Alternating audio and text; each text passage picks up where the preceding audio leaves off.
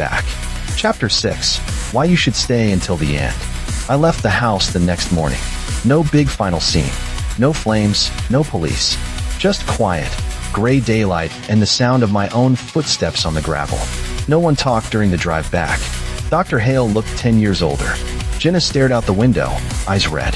Luis kept checking the rearview mirror, like he expected someone to be sitting in the back seat who wasn't there. At the university, they had me sign another set of papers. Confidentiality, legal releases, promises to never show the footage. I lied. I told them I had deleted everything. But that night, in my tiny apartment, I plugged in the hard drive. The folders were all there. Hundreds of gigabytes of fear. I watched for hours. As I watched, I noticed something I hadn't seen before. The more the experiment went on, the more the shape appeared. Not just in Lily's episodes, but in reflections, in glass, in the glossy surface of the TV, in the black window panes at night. Sometimes only a curve of a shoulder, a hint of a hand. Sometimes a full, stretched figure just outside the edge of the frame.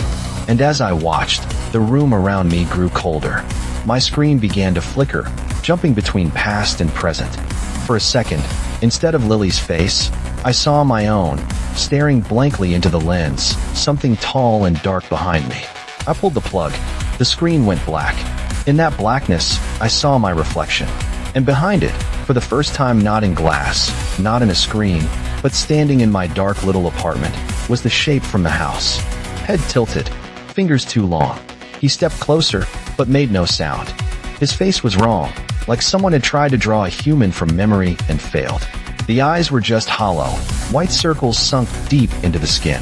The mouth was too wide, a torn line that kept stretching as he smiled. I couldn't move. He leaned down, until where his mouth should be was next to my ear. "You told the story," he whispered. "Now they will watch it." I realized then why he had left the house. Why the walls no longer mattered. The cameras had been doors. The footage was a map. And my telling of this story, my voice right now, is the invitation. Every time someone watches, every time someone listens, every time someone imagines him standing in the corner of their own room, behind their own screen, he learns the shape of a new place. Your place. So when I told you at the beginning to stay until the end, it wasn't just a hook to keep you here. It was a warning. Because if you heard all of this, if you pictured the quiet house, the girl in the chair, the cameras, and the figure behind the walls, then you have already drawn him a doorway in your mind. And he loves new doors, especially the ones you make yourself. If you made it this far, remember, the more people who hear this story, the weaker its hold is on just one person alone. So subscribe to the channel, turn on the notifications so you don't miss the next horror story. Leave a like to let me know you're still here. Comment your scariest moment from this tale, and share this video with someone who loves to be scared at night. Just make sure they watch it all the way to the end.